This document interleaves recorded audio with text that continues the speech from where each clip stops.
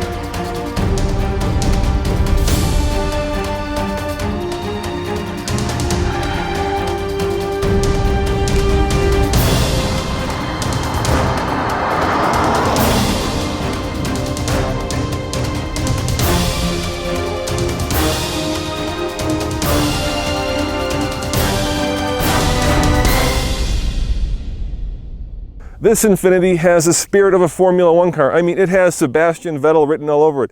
Just check out these aggressive lines. Check out these body matching colored wheels. Look at this front. It is aggressive, it is mean, it is in your face. If you could buy a Formula One car for the road and for your family, this would be it.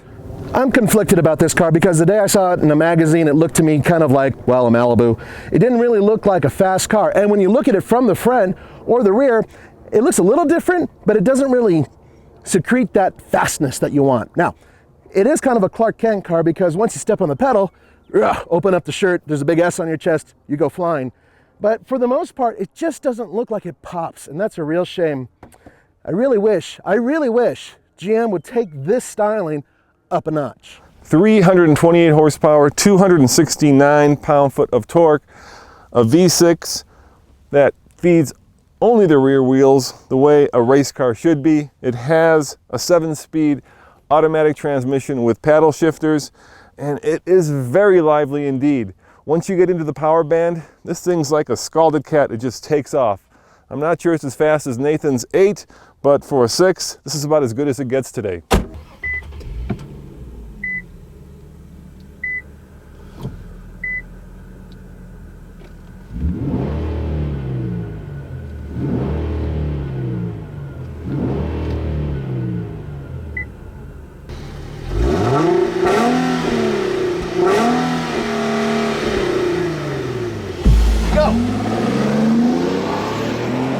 There we go. I've got the traction control on for this lap. That's how we usually do these. And immediately I can tell you that the steering, which is normally almost too twitchy on the road, is right at home on the racetrack. I've got it in sport mode, but I'm not using the paddle shifters. And once again, very intrusive track control and a very bad turn in there. Missed the apex completely. So that's my fault. The back end's coming around a little bit, and the traction control just cut in, eliminating all the fun of back end slides. That's a little bit of the back end come around, though. It's not bad. Very precise car. Really goes exactly where you pointed. And you know, guys, I'm not a race car driver. I'm just doing the best I can as an everyday driver. But I can tell you that this car is right at home here on the track. I'm going to say it's almost a little bit too track focused in some ways for everyday use. All right, here we go. Back end coming around. I'm on the gas. Nothing. Finally kicks in. Here we go. And that's it. Let's see what my time was. Let's go talk to the man. I'm thinking that was pretty slow because that was my first time around, and very intrusive traction control. I'd like to try it without traction control. Really give it the beans. All right, Nathan, what's the word? Minute 14. Minute 14. Not that fast. You know, can I try it without traction control? Yeah, absolutely. Just remember, it's a little tiny bit damp out there. All right, I will. Thank you, Nathan. No problem. One more time. Let's see if I can do a little faster. Now, of course, the downside to having a Formula One inspired family four-door sedan is that it's pretty tight. The cars that actually do compete with this, like the new BMW 3 Series and, of course, the new C-Class, have grown up one size. This thing is more in line with the Lexus IS, even the Cadillac ATS. Inside it is very elegant. It is very Infiniti, which means that there's a lot of electronics. The downside is those electronics are slow. Whenever you start up the car, the interface pops up, and if you want to change the channel or if you want to actually do anything with any of the HVAC controls, it takes forever until the system boots up. It's powered by Intel, but it feels more like it's powered by a 1970 Commodore computer. It would be cruel to try to stuff Nathan in here. This is where I drive. And let me get in this car. As you can tell, I have very little headroom, maybe a few centimeters of knee room, and my feet are under the seat and they are trapped. You know what? Nathan, why don't you show them how tight this is? You demonstrate, because they may not believe me. Go for it.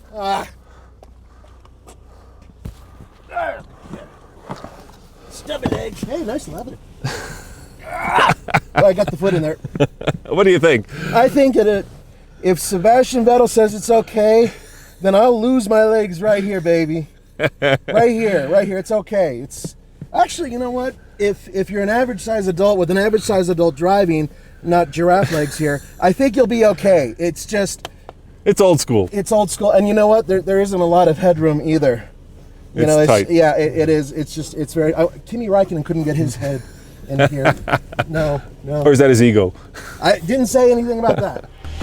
This time, I'm going to be doing less talking and more driving. So, minute 14 is okay, but it should be faster than that. It feels a lot faster than that. So let me go for another hot lap that has a little bit more, hopefully smoothness and speed. All right. Can't see where I'm going. Okay.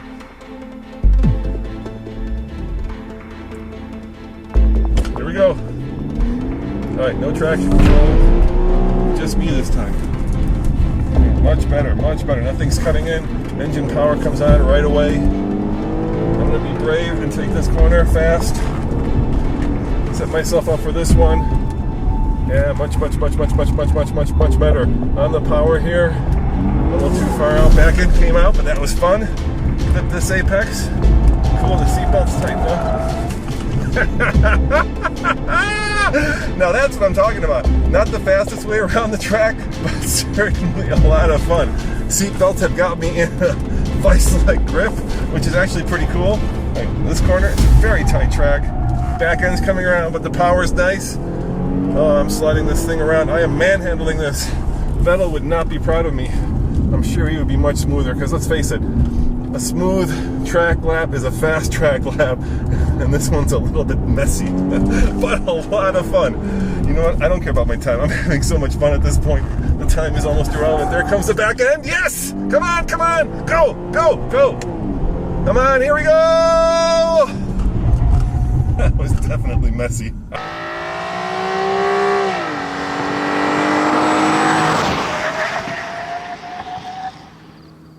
Much better. Yeah? Yeah. Minute 12. 2 seconds faster.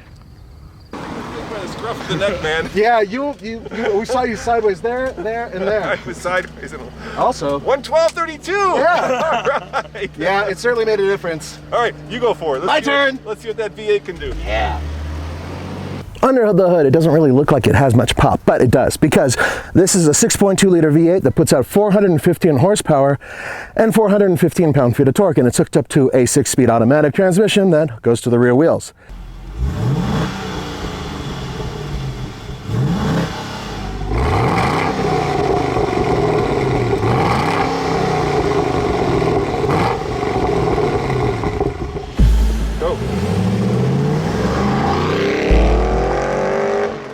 It does sound better. It does sound really good.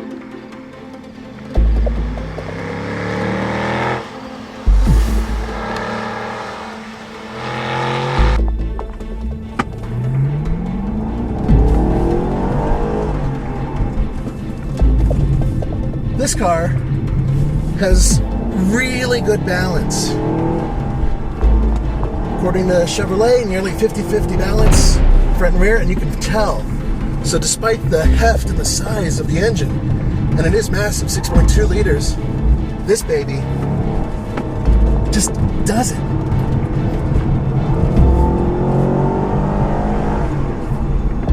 I love the way it accelerates.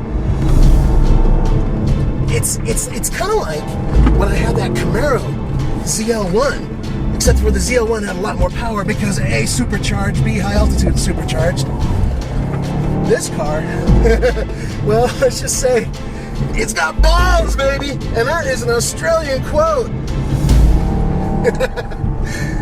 This is the Bon Scott of muscle cars. How about that? For those of you who are AC/DC fans, I mean that in the most respectful, no BS way. I went off-road a little bit.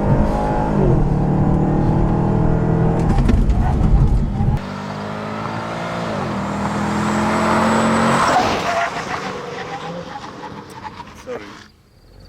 It's okay. We'll get it next time.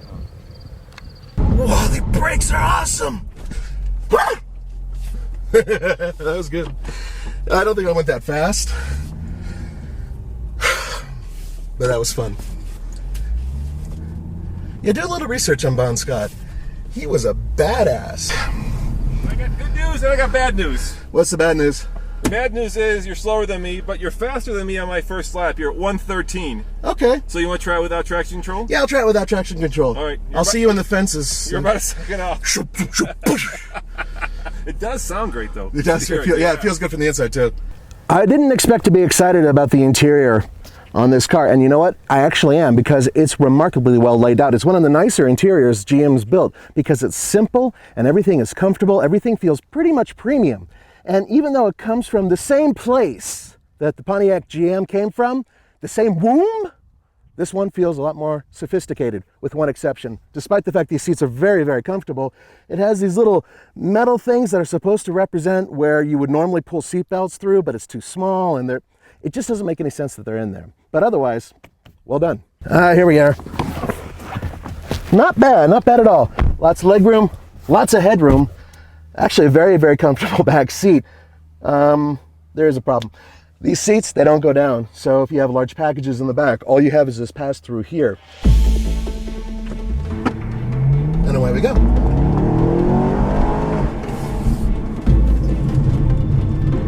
I mean, you want a car that gets good gas mileage that performs like this? This size? Good luck.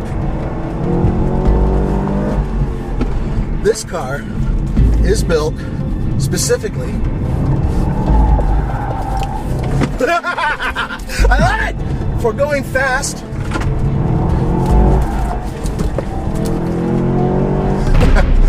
You can tell the traction control's off. Poor car. Oh, I'm sorry. I'm gonna take it a little bit easier so I don't crash.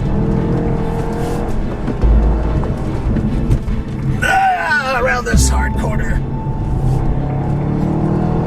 Oh, you feel it kind of in your bones, but it's not a painful thrust. You know, like some cars, they really give it to you. This one is a little bit nicer about it.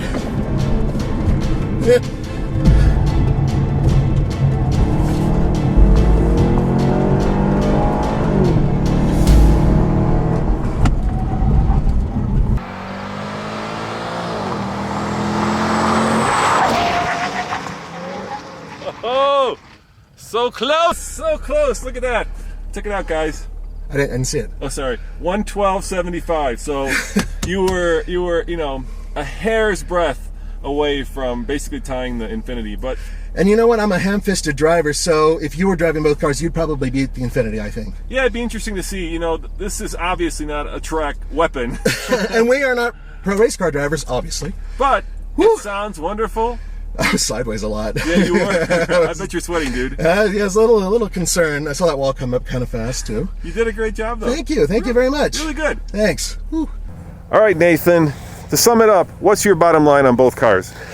There's not enough pizzazz. They need a little bit more zing, more horsepower, better road manners, something in them that just has to go up one step with more pizzazz. I can't believe I'm going to say this, but this one's not sporty enough, and this one is too sporty. You know, it's a family four-door sedan, so you don't want to have a twitchy car that feels like it belongs on the track every day you drive it. On the TFL scale of buy it, lease it, rent it, or forget it, I'm going to give this one a lease it. And what are you going to give this one? I'm going to give this one a lease it. As always, this is Roman And Nathan saying thanks for watching, and see you next time. Check out TFL Car for news, views, and real-world reviews.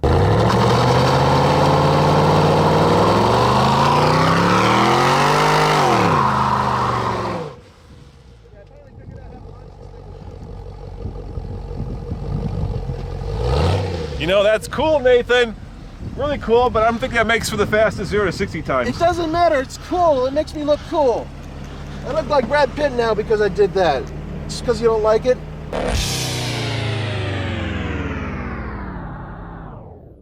Nathan, we've got these beautiful cars. In order to really show them off, we are one of the very, if not the very first automotive channel to use 4K technology. That's 4 times as sharp as high def, but 4K cameras are expensive, and it takes 4 times as long just to edit them. And to upload them and to download them. Basically, it's just a boatload of work. In order to keep that kind of high quality, high def stuff coming, we need your support. So click on the link below to pledge anything you can, or if you pledge up to $5 a month, you get a handy dandy TFL t-shirt. you give them a t-shirt for $5 a month? That's right. What a bargain. And you get TFL 4K in the boot. So remember, click on the link below. We love our viewers. We love doing these videos, but we want to keep them coming. A video a day, that's our goal. That's what we've done for the last, 2 years now. And so please support us. Thank you for your support. Thanks, guys.